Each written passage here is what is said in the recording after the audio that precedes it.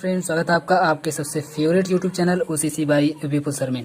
दोस्तों आज हम लोग पढ़ेंगे बीएससी सेकेंड ईयर के मोस्ट इंपोर्टेंट क्वेश्चन के पार्ट नंबर 8 में एम्पियर सर्कुलर लॉ को। ये है आपका फिजिक्स का सेकंड पेपर जिसका नाम है इलेक्ट्रोमैग्नेटिक्स। ठीक है, तो एक बहुत ही इंपॉर्टेंट और बहुत ही बड़ा क्वेश्चन आज हम लोग पढ़ेंगे एम्पियर सर्कुलर लॉ।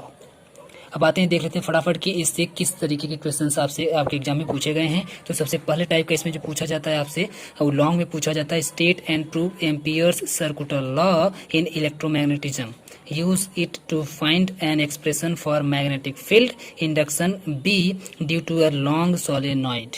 ठीक है, तो ये हो गया आपका पहले टाइप का। दूसरे टाइप से जब पूछा जाएगा तो यही वाला क्वेश्चन पूछा जाएगा आपसे, right ampere circular law in a integral form.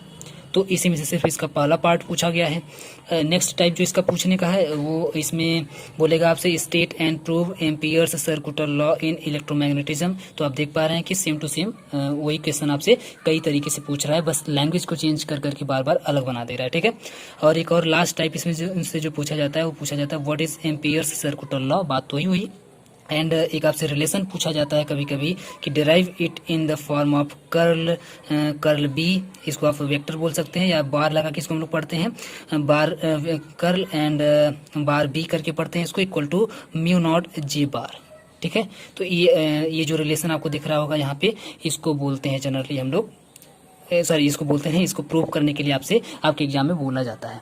ठीक है, तो ये 3-4 टाइप हैं जिनसे मिलाकर के आपको शॉर्ट में भी और आप देखेंगे लॉन्ग में भी क्वेश्चंस पूछा जाता है। देख रहे हैं आप, सी वाले सेक्शन में, बी वाले सेक्शन में, ए वाले सेक्शन में, और ए भी आपका सी वाले सेक्शन में क्वेश्चन पूछा गया। इसका मतलब है कि सभी सेक्शंस में क्वेश्चन यहाँ से आते हैं। ए हो गया, बी हो गया, सी हो गया, तीनों सेक्शन में, यानी कि शॉर्ट से लेकर के बिल्कुल लॉन्ग तक में यहाँ से क्वेश्चन इस टॉपिक से आते हैं। तो आप समझ सकते हैं कि ये वीडियो ये आपके लिए कितना इंपॉर्टेंट हो जाता है, ये टॉपिक आपके लिए कितना ज़्यादा इंपॉर्टेंट हो जाता है। तो आते हैं इसके आंसर पर, और आप देखेंगे सब में सेम टू सेम पूछा हुआ है, सब में सेम टू सेम पूछा हुआ है। बस पहले वाले में थोड़ा सा एक्स्ट्रा पूछा है प्रूफ वगैरह करने के लिए, बाकी सब में सेम टू सेम पूछा हुआ है। तो एक ही आंसर, क्वेश्चन अलग अलग तरीके से पूछा गया है। तो बहुत ही मजेदार आपके लिए होने वाला है। आते हैं इसके आंसर पर। अब सबसे पहले हम लोग ये समझते हैं कि एम्पियर सर्कुलर लॉ क्या होता है। एम्पियर सर्कुलर लॉ क्या होता है, सबसे पहले इसको हम लोग समझ लेते हैं। तो it is analogous to Gauss law. Gauss law आप लोग पढ़ चुके हैं, जो हम अभी जस्ट प्रीवियस वीडियोज में हम आपको पढ़ाए हुए हैं। इसके पहले 2-3 वीडियो जो पढ़ा है उसमें आप लोग जाकर के चेक कर लीजिए जो अपलोड किया गया चैनल पर, उसी में से किसी एक वीडियो में हम आपको गॉस लॉ पढ़ाए हुए हैं। अगर आपको नहीं मिल रहा है तो आप लोग यूट्यूब पर सर्च कर लीजिए Gauss law by Vipul sir, आपको आराम से मिल जाएगा। आपको कोई भी टॉपिक चाहिए हो तो आप लोग तुरंत उस टॉपिक का नाम लिखा करिए और लास्ट में लगा दिया करिए बाई विपुल सर, तो आपको आराम से मिल जाएगा। VIPUL विपुल सर आप लोग करके लिखेंगे, आराम से आपको मिल जाएगा वो वीडियो। ठीक है, यूट्यूब पर कोई वीडियो चाहिए आपको लास्ट में बाई विपुल सर लगा करके आप लोग सर्च कर लीजिए, आराम से आपको सबसे ऊपर ही मिल जाएगा।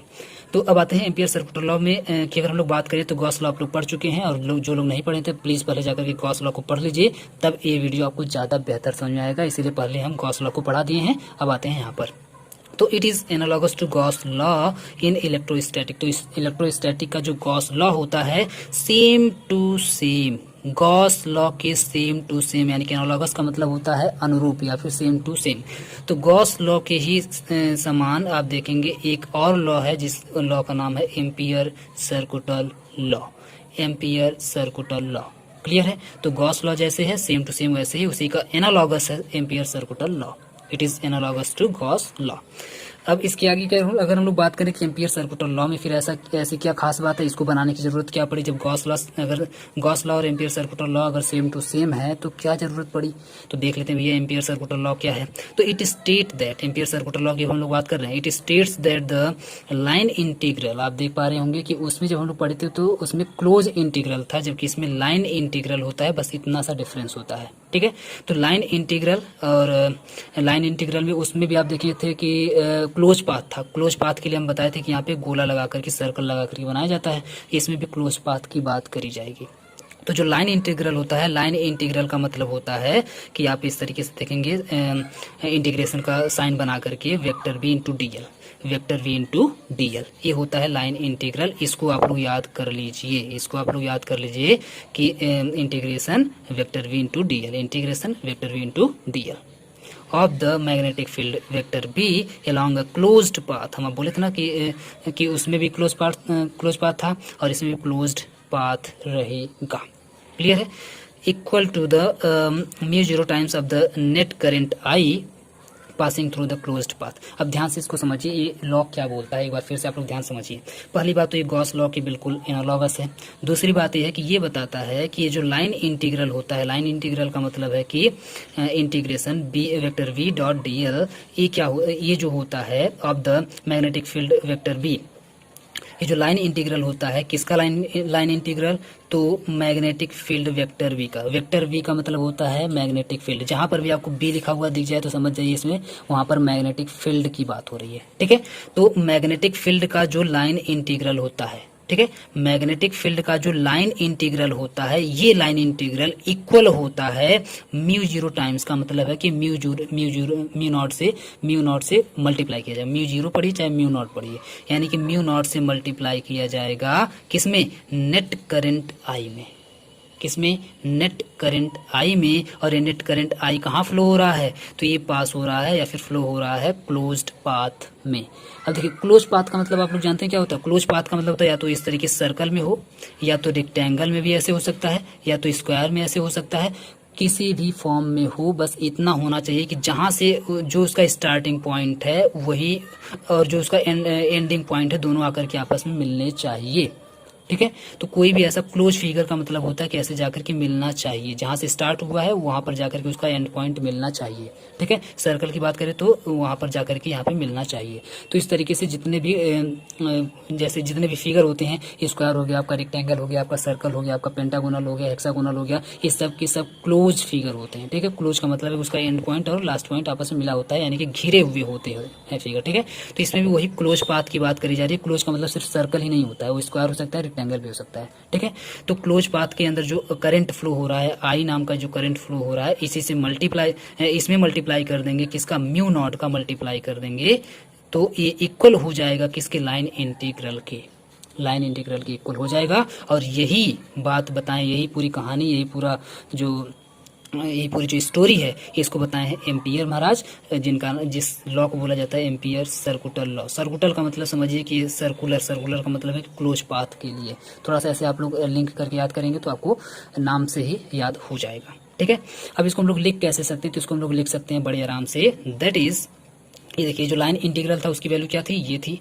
तो ए इक्वल हो जा रहा है, it is equal to the mu naught times of the net current I, है ना। तो म्यू नॉट आई से आपको मल्टीप्लाई कर देना है नेट करंट आई में, तो ए इसके इक्वल हो जाएगा। और यही आपका है एम्पियर सर्कुलर लॉ।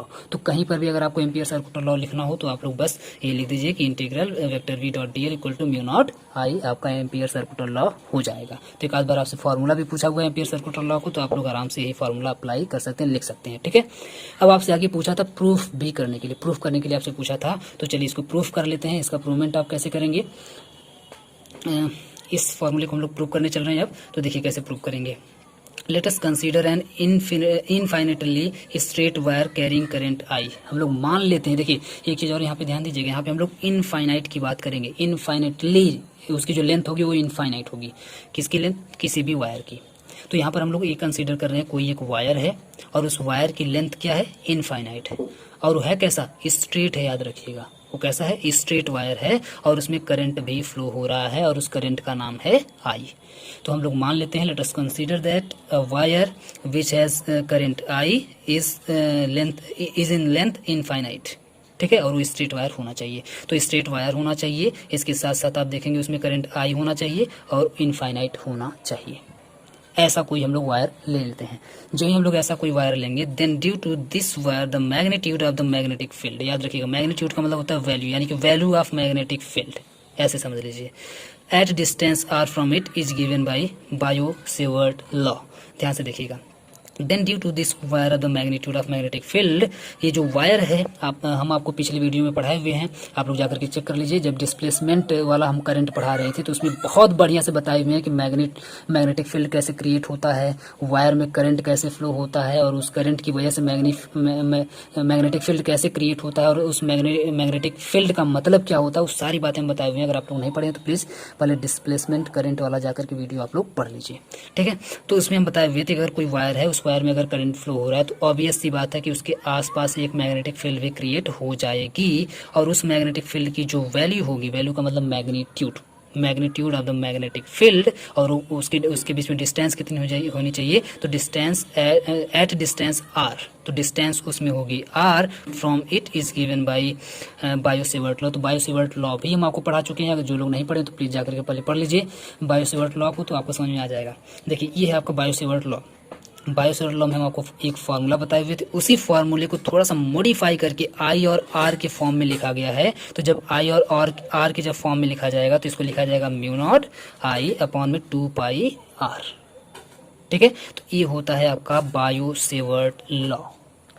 यहाँ पे हम लोग बायो-सेवर्ट लॉ को ले क्यों रहे हैं, तो बायो-सेवर्ट लॉ आप लोग जानते हैं कि वो भी इनफाइनाइट लेंथ ऑफ वायर के लिए ही यूज किया जाता है बायो-सेवर्ट लॉ, और यहाँ पर भी हम लोग इनफाइनाइट लेंथ ले रहे हैं उसकी वायर की, तो इसका मतलब होगा कि यहाँ पर बायो-सेवर्ट लॉ आराम से एक्ट करेगा। ठीक है, तो बायो-सेवर्ट लॉ के अकॉर्डिंग हम लोग इसको लिख देंगे, और इसको ध्यान से समझिएगा, इसमें वही बात बोली गई है। अब इस एक फिगर को पहले ध्यान समझिए, ये फिगर आपका है, और ये फिगर कैसा दिख रहा है आपको, ये फिगर बिल्कुल क्लोज फिगर आपको दिख रहा होगा, एक क्लोज पाथ दिख रहा होगा। ये जो लाइन है ये पाथ है समझिए, जिसमें से होकर के करंट फ्लो करेगा, तो क्लोज पाथ के लिए भी बात हो रही थी। बाकी आप इसमें देखेंगे तो ये जो लंबाई है, ये जो इसकी जो लंबाई है, इसको जनरली हम लोग अभी डीएल से डिनोट करेंगे। डीएल का मतलब समझिएगा इसकी ये लेंथ। ठीक है, नेक्स्ट की अगर हम बात करें इसमें, तो ये आपका है मैग्नेटिक फील्ड, बी जो है यहाँ पे आपका मैग्नेटिक फील्ड क्रिएट हो रहा है। ये जो आपका वायर समझिए है, और इस वायर के आसपास आप देख पा रहे हैं कि मैग्नेटिक फील्ड भी क्रिएट हो जा रहा है। सॉरी थोड़ा सा आप लोग इसमें मॉडिफिकेशन कर लीजिएगा। मॉडिफिकेशन ये है कि यहाँ पर ये जो है ये वायर नहीं है, ये जो आपके जो सर्कल दिख रहा है ये सर्कल वायर नहीं है। एक बार फिर से सुन लीजिए, ये सर्कल यहाँ पे वायर नहीं है, वायर आपका ये है। ये जो आपको लाइन दिख रही है ये वायर है। ठीक है, ये जो आपको लाइन दिख रही है ये लाइन वायर है, जो इनफाइनाइट वायर की जो हम लोग बात कर रहे हैं, तो ये लाइन आपकी वायर है, और ये जो लाइन है ये अगर वायर है, और इसमें अगर करंट देख पा रहे हैं आप लोग, आई करंट किसमें फ्लो हो रहा है, इस लाइन में फ्लो हो रहा है, मतलब इस वायर में फ्लो हो रहा है। और जब भी इस वायर में फ्लो होगा तो हम आपको बताए थे कि आप ऐसे समझिए कि इसके अंदर ये यहाँ से यहाँ तक इसलिए नहीं दिखाया गया है क्योंकि बीच में आप समझिए 3 डायमेंशन फिगर बनाया गया है। बीच में इस वायर के अराउंड में, ये आप देख पा रहे, ये जो वायर है इस वायर के अराउंड में एक यहाँ पे सर्कल बनाया गया है, ये दिखाने के लिए कि यहाँ पर एक मैग्नेटिक फील्ड डेवलप हो रहा है। अब ध्यान से एक बार फिर से इस फिगर को समझिएगा। इस फिगर में आपको ये समझना है कि ये जो लाइन है, ये लाइन यहाँ पर वायर है, इसकी लेंथ कितनी है, तो इनफाइनाइट समझ लीजिए अभी है। और इसमें जो करंट फ्लो हो रहा है, आई नाम का एक करंट फ्लो हो रहा है, और जो ही ये करंट फ्लो होगा तो इस वायर के अराउंड में, यहाँ पे आप देख पा रहे हैं अराउंड में एक मैग्नेटिक फील्ड क्रिएट हो जाएगी, एक मैग्नेटिक फील्ड बन जाएगी, और इस मैग्नेटिक फील्ड का नाम होगा बी। इस मैग्नेटिक फील्ड का नाम होगा बी। और ये जो यहाँ पे जो सरकमटेंस यहाँ पे जो बन रहा है, एक जो सरकमफ्रेंस जो बन रहा है, इस सरकमफ्रेंस को हम लोग बोलेंगे डीएल। डीएल नाम का एक यहाँ पे सरकमफ्रेंस बन जा रहा है, जिसके अराउंड में आप देखेंगे ये जो पूरा एरिया बन गया, ये एरिया आपका मैग्नेटिक फील्ड का है। ठीक है, तो उम्मीद करते हैं फिगर आपको समझ में आया होगा। तो अब इस फिगर को थोड़ा सा अप्लाई करते हैं हम लोग फॉर्मूले के अंदर। देखिए बायो-सेवर्ट ने एक आपको फार्मूला पहले निकाल करके दे दिया है कि बी इक्वल टू यानी कि magnetic field equal to mu naught अपन में 2 पाई आर, और ऊपर में आपका आई होगा। ठीक है, ये आपको फार्मूला पहले से मैग्नेटिक फील्ड का पता हो गया है। और मैग्नेटिक फील्ड जो है यहाँ पर आप देख रहे हैं बी है, और ये जो बी मैग्नेटिक फील्ड है ये कहाँ से कहाँ तक है, बिल्कुल आप देख रहे हैं यहाँ से लेकर के इस पूरे सर्कल के अंदर जो एरिया है, ये एरिया आपका इस वायर के आसपास का जो एरिया है ये आपका मैग्नेटिक फील्ड है। तो ये जो आप देख पा रहे हैं जो यहाँ पे जो सर्कल बन रहा है, सर्कल के अंदर जो आपका यहाँ पे सरकमफ्रेंस जो बन रहा है, ये जो सरकमफ्रेंस बन रहा है, इस सरकमफ्रेंस को हम लोग बोल रहे हैं डीएल। और डीएल सरकमफ्रेंस की वैल्यू क्या होती है आप जानते हैं, circumference of the circle is equal to 2 pi R. 2 pi R इसकी लेंथ को हम लोग क्या बोलते हैं, 2 पाई आर बोलते हैं। तो जो डीएल होगा वो 2 पाई आर के इक्वल होगा। तो अब हम लोग क्या करने जा रहे हैं, इस पूरी ये जो मैग्नेटिक फील्ड है, ये जो मैग्नेटिक फील्ड जो बी यहाँ पे डेवलप हो रही है, इसमें हम लोग मल्टीप्लाई करने जा रहे हैं डीएल का। क्यों डीएल का, क्योंकि सिर्फ यहीं पर नहीं है मैग्नेटिक फील्ड, ये पूरा इसके अराउंड में है, और ये जो पूरा इसके अराउंड में इसको हम लोग डीएल मान रहे हैं। तो डीएल से हमको इसमें मल्टीप्लाई करना पड़ेगा। तो जब हम लोग बी से डीएल में मल्टीप्लाई करेंगे, और ये किसके लिए, क्लोज पाथ के लिए कर रहे हैं, तो यहाँ पे लगाना पड़ेगा क्लोज, है ना, क्लोज इंटीग्रल यहाँ पे लगाना पड़ेगा। और जब हम लोग यहाँ पे क्लोज इंटीग्रल लगाएंगे और यहाँ पे बी के ऊपर वेक्टर लगाएंगे, क्योंकि अपनी एक इसकी डायरेक्शन भी होगी, जब डायरेक्शन होगी तो इंटू आपकी जो डीएल होगी इसकी भी एक अपनी डायरेक्शन होगी। तो डीएल ध्यान से देखिएगा, तो वेक्टर जो आपका जो क्लोज इंटीग्रल है, close integral vector B into vector DL हो जाएगा। वेक्टर डीएल से जब हम लोग यहाँ पे मल्टीप्लाई कर दिए वी में, तो ऑब्वियस सी बात है इसकी वैल्यू कितनी थी, इसकी वैल्यू जो थी अभी इतनी थी। अब इसमें मल्टीप्लाई करना पड़ेगा 2 पाई आर से। क्यों करना पड़ेगा, क्योंकि इस बी में हम लोग डीएल से मल्टीप्लाई कर दिए हैं, तो यहाँ पर भी डीएल की वैल्यू यानी कि 2 पाई आर से मल्टीप्लाई करना पड़ेगा, क्योंकि 2 पाई आर जो है यहाँ पे सरकमफ्रेंस है और इस सरकमफ्रेंस को हम लोग डीएल से दिखा रहे हैं। ठीक है, तो 2 पाई आर से जो हम लोग मल्टीप्लाई करेंगे तो 2 पाई आर से 2 पाई आर कट जाएगा, और जब 2 पाई आर से 2 पाई आर कट जाएगा तो आप देखते हैं ये जो टोटल वैल्यू यहाँ पे इसके इक्वल हो जाएगा म्यू नॉट आई हो जाएगा, जो कि हमारा एम्पियर सर्कुलर लॉ था। ये तो था हमारा एम्पियर सर्कुलर लॉ, तो ये आपका यहीं पर प्रूफ हो जाता है। लेकिन ये तो बस एक बायो सेवर्ट्स लॉ से हम लोग थोड़ा सा मॉडिफाई करके फिगर के थ्रू लेकर के आए हैं। इसको जब आपको प्रूफ करना रहेगा तो कैसे करेंगे, ये भी आप लोग लिख दीजिएगा। यहाँ तक भी आपका यहाँ पे लिख सकते हैं प्रूफ्ड, तो यहाँ से भी आपका प्रूफ हो जाता है। लेकिन फिर भी जो ओरिजिनल प्रूफ है वो अब हम आपको करके दिखाने चल रहे हैं। तो अगर आपसे प्रूफ करने के लिए पूछे तो आप लोग इसको भी लिख दीजिएगा, और इसके नीचे जो हम प्रूफ करने जा रहे हैं उसको भी आप लोग लिख दीजिएगा। It is clear that the line segment DL, जो लाइन सेगमेंट आपका जो डीएल है vector DL of this circle is directed along vector B. आप देख पा रहे हैं कि वेक्टर बी यानी कि जो आपका मैग्नेटिक फील्ड है, मैग्नेटिक फील्ड के अलोंग जो डीएल है वो आपका डायरेक्टेड है। Therefore the magnitude of B, तो जो बी यानी कि मैग्नेटिक फील्ड का जो मैग्नीट्यूड होगा वो कितना होगा, तो जो मैग्नेटिक फील्ड का जो मैग्नीट्यूड होगा वो ऑल अराउंड द सर्कल होगा। कहाँ होगा, ऑल अराउंड द सर्कल होगा, यानी कि जो सर्कल अभी जो वहाँ पे बन रहा था उस सर्कल के अराउंड में, पूरे all around the circle magnetic field का मैग्नीट्यूड होगा। ठीक है, विल बी सेम। याद रखिएगा, एक बात और ध्यान दीजिएगा, यहाँ पे फिगर पे हम फिर आपको लेकर के आते हैं। यहाँ पर जो फिगर है और इस फिगर में ये आपका वायर है, और वायर के जो अराउंड में जो सर्कल बन रहा है, इस सर्कल में आप देख पा रहे हैं कि हम बताएं कि यहाँ पे मैग्नेटिक फील्ड होगा, ये पूरा का पूरा मैग्नेटिक फील्ड होगा। तो आप ये बताइए इस पूरे सर्कल के अंदर जो मैग्नेटिक फील्ड है क्या ऐसा होगा कि कहीं पर ज़्यादा होगा कहीं पर कम, बिल्कुल ऐसा नहीं होगा। आप देखेंगे बिल्कुल पूरे ऑल अराउंड द सर्कल जो मैग्नेटिक फील्ड का जो मैग्नीट्यूड होगा वो बिल्कुल सेम होगा। क्या होगा, सेम होगा। इस पूरे सर्कल के अराउंड में आप यहाँ लीजिए, यहाँ लीजिए, यहाँ लीजिए, यहाँ लीजिए, यहाँ लीजिए, कहीं पर भी लीजिए, आप देखेंगे मैग्नेटिक फील्ड की जो वैल्यू होगी वो बिल्कुल सेम होगी। ठीक है, सेम होगी कि नहीं होगी आप लोग खुद ही समझ सकते हैं कि इस पूरे सर्कल के अराउंड में, क्योंकि वायर के अराउंड में बना हुआ है, तो यहाँ पर इसमें आप कहीं पर भी ले, किसी भी पॉइंट पर आप अज्यूम करें, सभी पॉइंट पर मैग्नेटिक फील्ड की जो वैल्यू होगी वो बिल्कुल सेम होगी। ठीक है, इसी वैल्यू को हम यहाँ पे पुट करने जा रहे हैं। देखिए वही बात यहाँ पे लिखी हुई है कि all around the circle will be same, है ना, यानी कि जो मैग्नेटिक फील्ड की जो वैल्यू होगी वो पूरे सर्कल के अराउंड में क्या होगी, सेम होगी। और अगर सेम होगी, देयरफॉर आप देख पा रहे होंगे कि integral vector V into vector DL equal to में सेम टू सेम वैल्यू हो जाएगी। ये इसका मैग्नीट्यूड है, मैग्नीट्यूड में हम लोग वेक्टर नहीं लगाते हैं, तो ये आपका हो गया मैग्नीट्यूड। ठीक है, इसके मैग्नीट्यूड के इक्वल हो जाएगी, सेम टू सेम इसी के मैग्नीट्यूड के। तो जब सेम टू सेम इसी के मैग्नीट्यूड के इक्वल हो जा रही है, क्योंकि यहाँ पे हम लोग मैग्नीट्यूड लिख रहे हैं, इसलिए यहाँ पे ना ही ये लगाएंगे और ना ही ये वेक्टर लगाएंगे। ठीक है, अभी हम आपको बताए हैं कि मैग्नीट्यूड के इक्वल होगा। तो अगर इतना हो गया तो अब इसमें हम लोग क्या कर सकते हैं, क्योंकि मैग्नीट्यूड हो गया तो मैग्नीट्यूड में जो बी है, बी की वैल्यू बिल्कुल फिक्स होगी, मैग्नेटिक फील्ड की वैल्यू बिल्कुल फिक्स होगी, तो इसको हम लोग कर सकते हैं बाहर।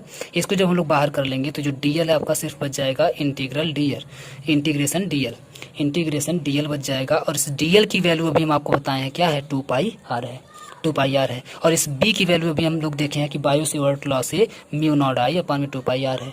तो 2 पाई आर से 2 पाई आर अब कट जाएगा, तो फिर से आपका बच जाएगा, इसके इक्वल बच जाएगा ये, तब भी आपका प्रूफ हो जाता है एम्पियर सर्कुलर लॉ।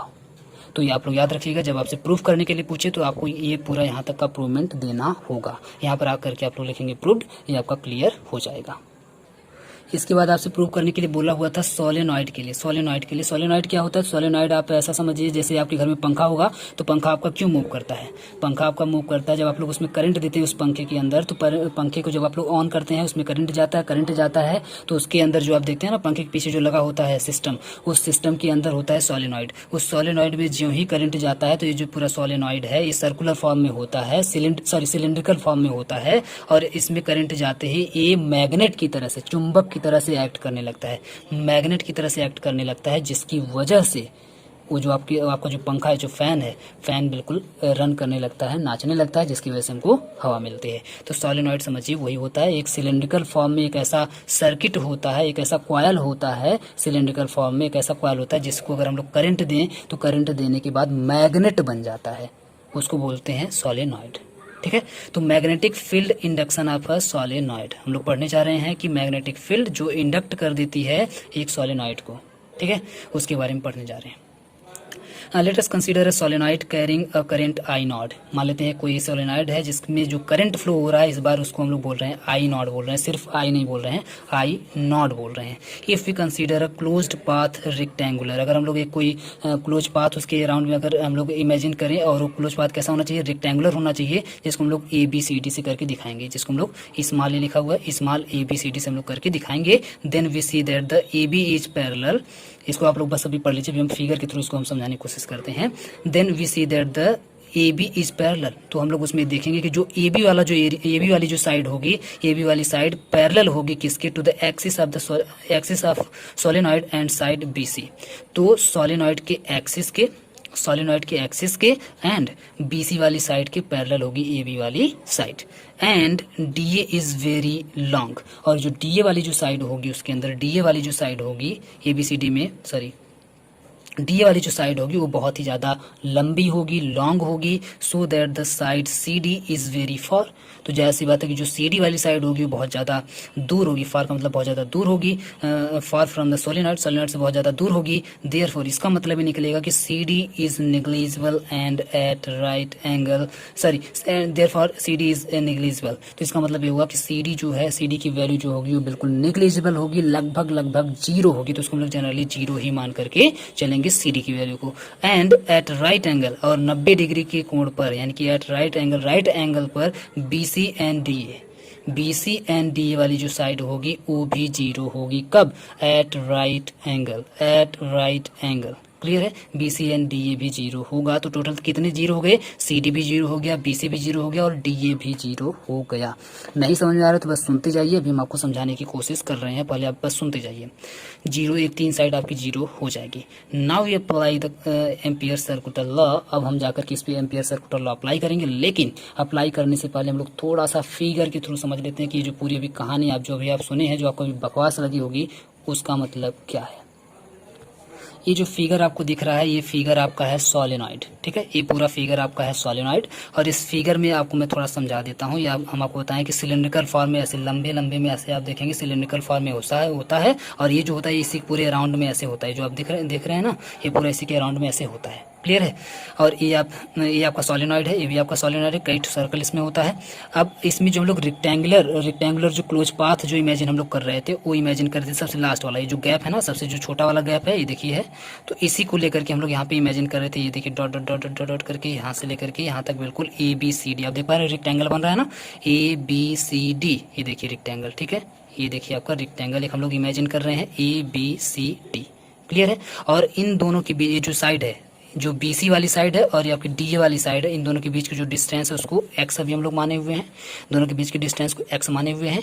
तो अब इसमें ये बोला गया है आपसे सबसे पहले कि एक आपको ABCD रेक्टेंगल ले लेना है, और ABCD रेक्टेंगल में AB जो होगा वो BC के पैरेलल होगा। तो आप देख पा रहे हैं कि ये जो AB वाला साइड ये है, A से B, AB वाली साइड CD वाली साइड की पैरेलल होगी, सॉरी AB वाली साइड CD वाली साइड की पैरेलल होगी।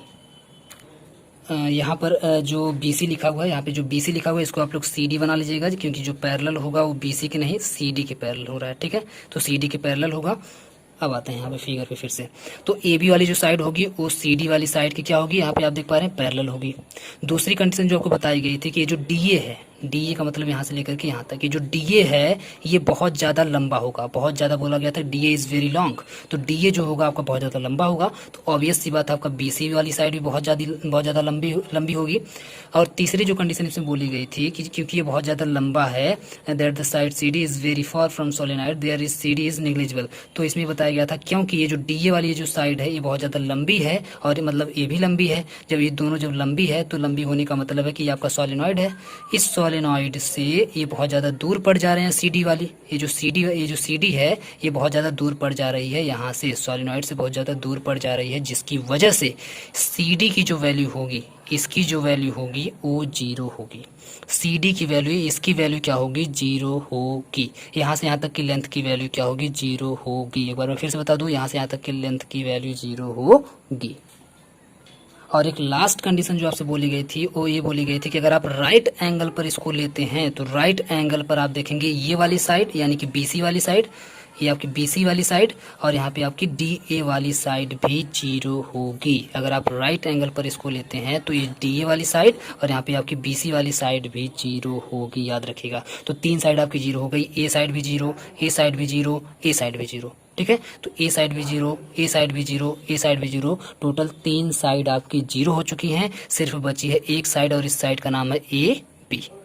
तो अब जाकर के हम लोग इसमें अप्लाई करते हैं एम्पियर सर्कुलर लॉ। तो एम्पियर सर्कुलर लॉ चारों के लिए अब अप्लाई करेंगे। इसका अगर क्लोज पाथ में अगर हम लोग निकालेंगे तो इसका प्लस इसका प्लस इसका प्लस इसका होना चाहिए। ये इन तीनों में क्योंकि यहाँ पे करंट फ्लो हो रहा है, तीनों को प्लस करने के बाद आना चाहिए। तो देखते हैं क्या आता है। अब जब हम लोग एम्पियर सर्कुलर लॉ उसमें लगाएंगे तो एक बार हम लोग, आप जानते हैं कि vector v dot D L equal to होता है म्यू नॉट आई होता है। तो अब चारों के लिए लगाएंगे, ए से लेकर के बी तक एक बार, फिर बी से लेकर के सी तक, सी से लेकर के डी तक, डी से लेकर के ए तक, और टोटल सबको ऐड करने के बाद वो टोटल इक्वल होना चाहिए, म्यू नॉट आई के इक्वल होना चाहिए। ये तो कहता है एम्पियर सर्कुलर लॉ, ये तो है आपका एम्पियर सर्कुलर लॉ, जिसमें से आप देखेंगे ए बी को छोड़ करके बी सी सी डी और D A, B C C D और डी ए तीनों के तीनों क्या हो गए थे, गोला हो गए थे, जीरो हो गए थे। ए भी जीरो, ए भी जीरो, ए भी जीरो। जब ये तीनों के तीनों जीरो हो गए तो बचा कौन, बचा सिर्फ ये। तो इसको उतार लेंगे, इक्वल टू में इसको उतार लेंगे। कुछ नहीं करना है, बहुत ईजी है, देखने में बहुत लंबा लग रहा होगा, बहुत ईजी है। ए भी जीरो, ए भी जीरो, ए भी जीरो, तो इसको उतार लेंगे और इसको उतार लेंगे। जब यहाँ पर हम लोग इसको उतार लिए तो आगे जब बढ़ेंगे तो आगे हटाएंगे इस वेक्टर को। इस वेक्टर को जो ही हम लोग हटाएंगे, इसका मैग्नीट्यूड जब हम लोग रखेंगे तो ये आपका यहाँ पे लगा देंगे आगे cos 0, ठीक है। आगे हम लोग cos 0 लगा देंगे, याद रखिएगा cos 0 हम लोग लगा देंगे, क्योंकि वहाँ पे एंगल भी एक आएगा। तो एंगल के लिए वहाँ पे हम लोग अभी 0 डिग्री ले रहे हैं तो cos 0 डिग्री लगा देंगे। b dot D L into cos 0 आप लोग लीजिए, अच्छे से थोड़ा लिख लीजिएगा, और equal to mu naught I होगा। और आप जानते हैं cos 0 की वैल्यू होती है 1, तो इससे कोई फर्क पड़ने वाला नहीं है, cos 0 से कोई फर्क पड़ने वाला नहीं है, ये आपका 1 हो जाएगा। बाकी b आप जानते हैं कि कांस्टेंट होता है, आपका बाहर आ जाएगा। अंदर क्या बचा, a से लेकर के b तक dl, ए से लेकर के बी तक dl बचा है। अब देखिए क्या होगा आगे, तो b ए से लेकर के b तक, ए से लेकर के b तक dl equal to mu naught I, mu naught I. इसको हम लोग a टाइम्स टू b करके पढ़ते हैं। देखिए b a tends to B D L equal to mu naught I, ठीक है। इस तरीके से इसको हम लोग पढ़ते हैं। वैसे आप ऐसे समझिए कि ए से लेकर के बी तक की बात हो रही, जो ए से लेकर के बी तक की जो साइड थी उस साइड की बात हो रही, तो ए से बी तक, ए से बी तक, ऐसे हम लोग इसको बोल सकते हैं। तो आप जानते हैं कि वहाँ से वहाँ तक डिस्टेंस कितनी थी, एक्स थी। आपको याद होगा कि ए से लेकर के बी तक की डिस्टेंस कितनी थी, एक्स थी। हम आपको दिखा दे रहे हैं फिगर में, ये देखिए फिगर में आप देख पा रहे हो कि ए से लेकर के बी तक की साइड यही है, ए से लेकर के बी तक की साइड, और यहाँ से यहाँ तक की डिस्टेंस को देखिए, यहाँ पे एक्स माना गया है, एक्स माना गया। इसका मतलब ए से लेकर के बी तक की वैल्यू कितनी हो जाएगी, एक्स हो जाएगी। तो इस टोटल की वैल्यू ए से लेकर के बी तक की वैल्यू डी एल की वैल्यू आ जाएगी एक्स, तो B into X equal to हो जाएगा म्यू नॉट आई। इसको मान लेंगे इक्वेशन नंबर फर्स्ट, ठीक है। अब आगे आते हैं, आगे आएंगे तो इसमें लोग बोलेंगे if n is the number of turns per unit length of solenoid current is I naught, therefore I equal to N X I naught. ध्यान से देखिएगा, इसमें ये बोला जा रहा है कि अगर जो रेक्टेंगल उसमें बन रहा है, रेक्टेंगल आपका ऐसे ऐसे बन रहा था, ये रेक्टेंगल समझिए एक, अभी सिंगल रेक्टेंगल की हम लोग बात कर रहे थे। अब उसको अगर हम लोग मान लीजिए 2-3 बार उसमें लपेटा गया है ना, 2-3 बार अगर लपेटा गया 2-3 बार बनेगा। मान लीजिए 1 बार, 2 बार, 3 बार, 4 बार, 5 बार, तो जितनी बार भी वो बनेगा तो n टाइम, मान लेते n टाइम अगर बन रहा है, n number, if n is the number of turns per unit of length, अगर मान लेते हैं कि सोलेनॉइड में n टाइम अगर उसको टर्न किया जा रहा है और करंट उसमें आई नॉट है, तो I इक्वल टू जो टोटल करंट होगा, टोटल करंट की बात कर रहे हैं, n बार लपेटा गया तो एक बार करंट के लिए I है, तो n यानी कि n का I का मतलब क्या हो जाएगा, टोटल करंट। तो टोटल करंट इक्वल टू हो जाएगा n इंटू एक्स इंटू में आई नॉट, n इंटू में x इंटू में आई नॉट, ये आपका हो जाएगा टोटल करंट, ठीक है। तो अब इसी I की वैल्यू उठा करके पुट कर देंगे इसमें, इसी I की वैल्यू उठा करके पुट कर देंगे इसमें। क्लियर है, देखिए कैसे पुट करते हैं। जब equation from equation number first and two we get b into X में हम लोग पुट कर देंगे म्यू नॉट, आपका है म्यू नॉट, और म्यू नॉट के बाद I की वैल्यू को पुट कर देंगे। देखिए b equal to mu naught के बाद हम सॉरी b इंटू एक्स है इक्वल टू में b into X equal to में म्यू नॉट आपका है, म्यू नॉट हम लोग लिख दिए, और I की जगह पे उठा करके इस पूरी वैल्यू को लिख देंगे, तो आपका n into x into I naught हो जाएगा। तो x से x आपका कट जाएगा, बचेगा क्या, b equal to mu naught N I naught, ठीक है। तो mu naught N I naught हो जाएगा। तो B equal to mu naught I naught B equal to mu naught N into I naught हो जाएगा सॉलिनॉइड के लिए एम्पियर सर्कुलर लॉ में। तो ये भी आपका यहाँ पे प्रूफ हो जाता है। एक लास्ट हम लोग क्वेश्चन इसमें पढ़ लेते हैं। लास्ट उसमें ये था कि ये आपको प्रूफ करना था, ये आपको प्रूफ करने पूछा हुआ था। तो कैसे इसको आप प्रूफ करेंगे ये हम आपको बता देते हैं। लिखा था उसमें प्रूफ दैट, इसको देखिए, इसको हम लोग जनरली कर्ल पढ़ते हैं, इसको हम लोग क्या पढ़ेंगे, कर्ल पढ़ेंगे। इसको हम लोग क्या पढ़ेंगे, बी पढ़ेंगे, क्योंकि ये आपका मैग्नेटिक फील्ड है। तो इसको हम लोग जनरली हम लोग बी पढ़ लेते हैं। उसके ऊपर बार लगा हुआ है, इसके ऊपर भी बार लगा हुआ है।